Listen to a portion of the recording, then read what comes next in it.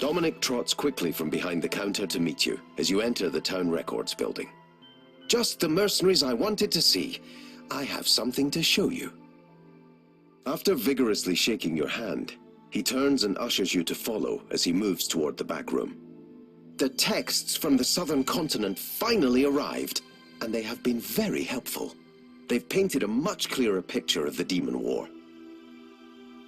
Dominic opens the back door and gestures for you to sit down in front of his open book.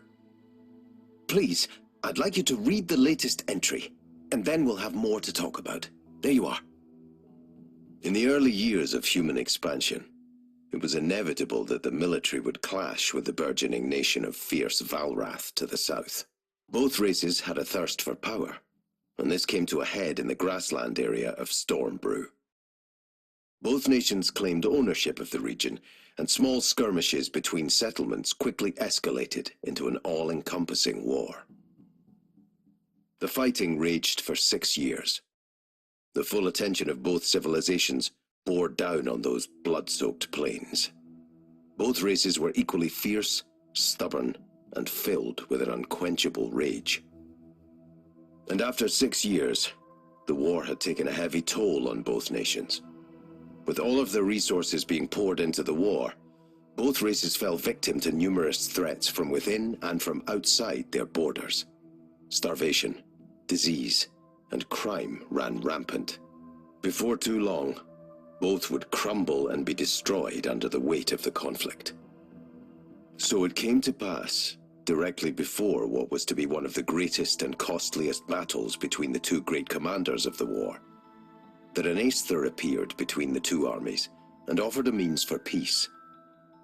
The Aesthur was the first of his kind that either of these two races had ever seen, and when he presented his offer, the commanders were terribly skeptical. In the end, however, they agreed to give the Aesthur a chance. Neither commander trusted the other or the Aesthur, so when the Aesthur told them to follow him to the east, both leaders brought a battalion of soldiers with them. After a few days of marching, though, a great fog rolled across the plains, and soon the two commanders were separated from their battalions. They emerged from the fog alone, just two commanders and the Aesthur, standing in the middle of a great ruin, an entire city of overgrown stone from a long-forgotten civilization. Standing among the ruins, the Aesthur turned and told these two commanders a story. He told them of the great upheaval and the true history of their two races. When the story was finished, the two commanders made peace on the spot. The Valraths renounced their vicious, expansionist nature, and the two races worked together to build a civilization around strength and commerce. The story of the upheaval was only told orally, passed down from leader to leader. And many generations after the peace treaty was signed, the descendants of the two commanders began work constructing a new city as a monument to the treaty. A city built on the very spot where the Aesthur told his tale. The city of Gloomhaven. You look up from the book to see Dominic staring intently at you. A smile grows on his face. Right, he says. Surely you have the same questions I do. I mean, for starters, what was this upheaval? He begins pacing around the room, stumbling over his robes multiple times. Was it some sort of catastrophe? What could the Aesthur have possibly said to stop an entire war? And Gloomhaven was built on top of an ancient city. We're all aware of the ruins beneath us, but I always thought it was an earlier settlement destroyed by raiders. But the ruins predate humanity itself. Is the upheaval what destroyed the original city? Dominic coughs and adjusts his beard.